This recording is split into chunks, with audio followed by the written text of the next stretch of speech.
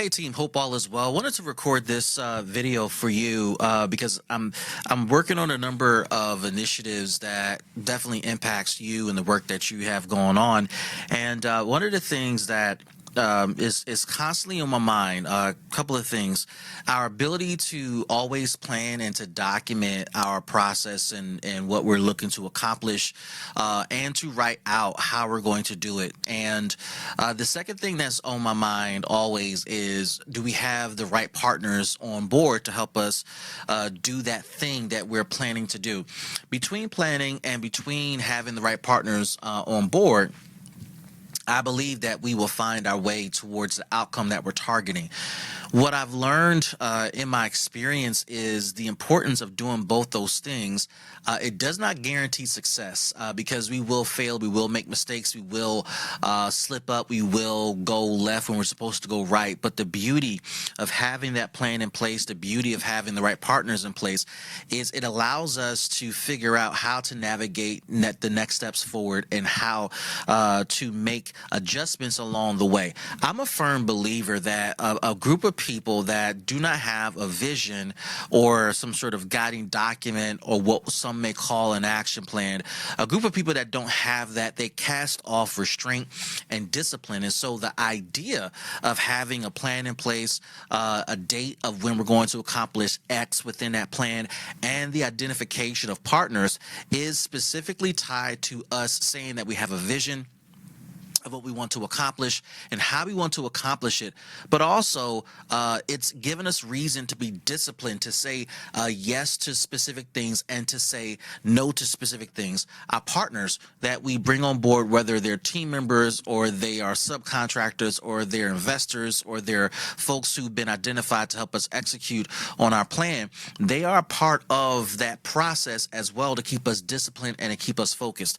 One of the most interesting stories I have throughout my career is at a particular time when we were making adjustments to a project I was running, and we shifted some team members off. And during that same process, we were also finalizing an agreement to take on new business. And one of the things that I remember when we said yes to that particular revenue stream and resource was me wondering, was this the right thing to do? Was this the right decision? Was this the right yes for this moment? And our team went through its normal paces of strategizing and planning and doing what we do. And we had a plan. Let me just say that the plan failed in epic proportions. We did not succeed in any area at all. We didn't succeed. Now, I mean, there are some things that we did do good, but the ultimate result was that we did not succeed and we failed. And we ultimately lost the contract. We ultimately lost the deal. We ultimately lost some credibility, and it was problematic. And there were some significant consequences beyond that that we had to deal with. When those consequences became very, very clear, what I remember most and what I still think about to this day is the reason we failed wasn't because of the plan, wasn't because of the partners, wasn't because of bad execution. It wasn't because of this, that, and the third. The reason we failed was because I said yes to the wrong deal. I said yes to the wrong opportunity. I said yes to something that wasn't fit for us in the season. I said yes to something that we might not have been resourced for. We've strategized our way through a bunch of stuff and gotten solutions and outcomes by following a specific model and way of thinking and strategizing, and it still works to this day. But that opportunity was not for us, and we failed because I said yes. So listen, when I say to you, the power of planning and partnerships is important. It does not guarantee success.